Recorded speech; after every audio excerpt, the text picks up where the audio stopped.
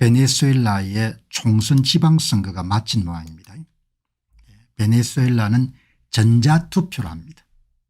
대만은 100% 수개표 아날로그 선거를 하고 대한민국은 50% 아날로그 50% 디지털하고 베네수엘라는 100% 디지털 선거를 하죠. 아마 앞으로 한국도 더 디지털 선거를 더 가속화할 걸로 봅니다. 베네수엘라는 영원히 벗어날 수가 없는 겁니다. 뭐 가능성이 거의 없습니다. 이 나라는. 너무너무 안 됐습니다. 집사람이 옛날에 그런 직장생활을 할 때 일본 연수를 갔을 때 각국 나라 사람들이 왔는데 가장 세련된 사람들 가운데 남아프리카에서 베네수엘라 사람들이었다 이렇게 기억을 하던데 이렇게 여러분들 지금 돌아가는 겁니다. 투표율이 12.51% 10명 가운데 1명만 투표를 하면 완전히 자포자기해버린 겁니다. 사람들이 체념을 해버린 겁니다. 아무리 노력해도 선거 결과는 다 만든다라고 보는 겁니다. 집권 여당의 득표율이 83%입니다.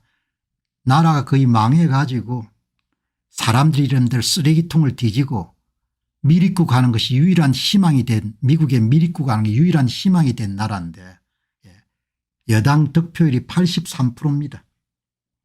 23개 주지사 우리나라 이야기하면 12개 시도지사 선거에서 22개를 획득하는 거죠. 다음번 2026년 여름 지방선거는 압승하겠죠. 그 동네 사람들이. 선거 감시 독립 참관인이 전혀 없는 겁니다. 선거 결과도 이제 발표를 안 하는 겁니다. 선거 통계도 이제 발표를 안 하는 겁니다. 텅텅 빈 겁니다. 이렇게. 어차피 선거 결과 정해진 거 뭐하러 투표하노. 민심이 무너진 이 나라에 무슨 일이 일어났나 이렇게 돌아가는 겁니다. 그냥 여러분들 뭐 그냥 포기해버린 겁니다. 사람들이. 이제 노력해도 안 되겠구나 이렇게 생각하는 겁니다. 2024년 7월 대통령 선거에서 벌어졌던 선거 불공정을 대부분 사람들이 기억하고 있는 겁니다. 그러나 대법원이 전부 다 여러분들 장악이 됐기 때문에 야당의 여러분들 선거 불복종과 관련된 선거 소송들이 전부 다 무력화되는 겁니다. 친정부 의사로 채워진 베네수엘라의 대법원은 개표 결과에 문제가 없다고 밝히면서 마두로 정권의 임기 연장을 도왔다. 하늘 아래 새로운 게 하나도 없는 겁니다. 선거를 장악하고 입법 권력을 장악하게 되면 그다음에 무너뜨리는 것이 대법원인 거죠. 이렇게 여러분들 지금 돌아가는 겁니다.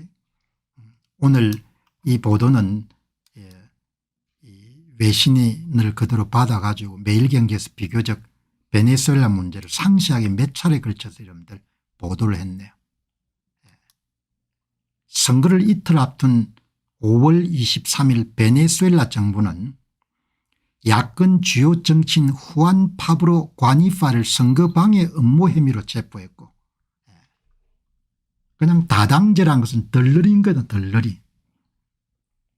지금 뭐 국민의힘 같은 경우 무슨 몇십 석 가지고 폼 잡지만 뭡니까 그냥 한 60석이나 50석으로 줄여버리면 되는 거죠.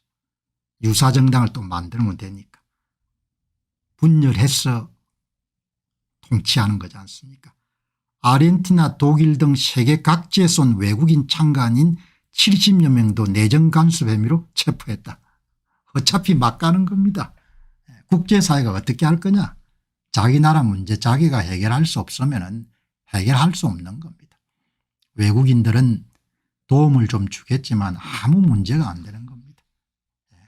무슨 참관인단에 와서 뭐 해결해 줄 거다. 그건 미륵 사상하고 비슷한 거죠. 악은 생각보다 이런 강하고 질긴 거죠. 베네수엘라 선거는 완전 전자투표 시스템입니다. 여러분들이 키오스크에서 사용하는 터치스크린 방식입니다. 터치스크린 방식. 종이 투표지가 없는 겁니다. 투표 집계 전송까지 전부 다 전자방식으로 하는 거죠. 물론 투표하고 나면 여러분들 영수증을 출력받는데 이런 선거 방식이 미국에서도 많이 여러분 활용하고 있는 거죠. 그래서 2020년도 미국 10월 대통령 선거에서 선거 문제가 불거져 나온 겁니다. 미국도 여러분들 많은 주에서 대통령 선거 때 무슨 뭐 법관도 여러분들 선거를 하고 하니까 불가피한 면이 없겠지만 어떻든 간에 선거 다 터치스크린 방식으로 하고 나올 때 출력만 여러분 프린트를 하는데 그건 다 형식적인 거죠. 대만식은 완전 현장 수개표고 일본도 마찬가지고 한국식은 50% 아날로그 50% 디지털이고 한국 선거는 사전투표 제도가 거의 선거 결과를 다 결정하는 거고 베네수엘라는 100%가 디지털 선거입니다.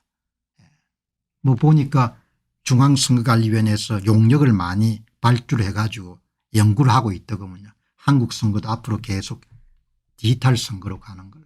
디지털 선거 하는 게 좋지 않겠습니까? 국민투표 붙이면 여러분들 다 통과될 테니까.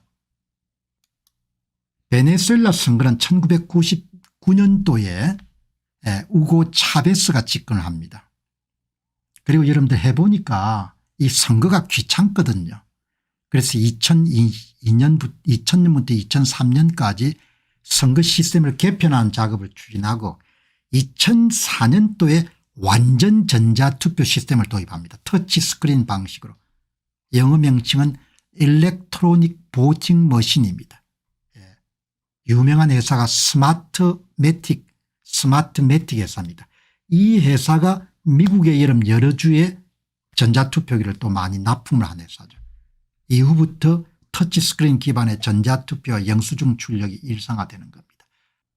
그냥 사무실에 다 결정하는 겁니다. 사무실 하나에서 선거가 결정될 때 이제 뭐 국민들도 다 포기한 상태니까 하늘아래 새로운 게 없는 겁니다. 모든 출발은 선거를 장악하는 겁니다.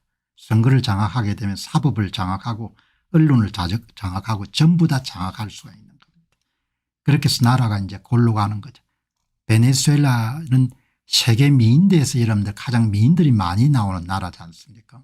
베네수엘라가. 재개할 수가 없을 것 같아요. 완전히 망할 것 같습니다.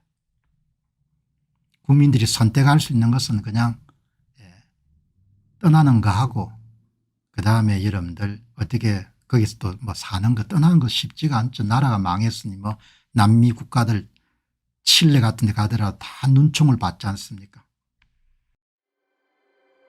안녕하십니까, 공병호입니다. 그동안 공병호 TV는 선거 공정성 회복과 자유민주주의 체제의 보존과 발전을 위해 노력해왔습니다. 이런 노력들이 지속될 수 있도록 공병호 TV의 정기 후원 프로그램이자 멤버십 프로그램을 소개해드립니다. 뜻 있는 분들의 관심과 동참을 부탁드립니다. 선거 공정성 회복을 위한 노력을 지지하시고 훌륭한 나라 만들기에 동참하시는 시청자분들이시라면 구독 버튼 바로 옆에 있는 가입 버튼을 통해서 정기 후원 프로그램에 가입할 수 있습니다. 가입 버튼을 누르시면 공병호TV의 후원자가 되시게 됩니다.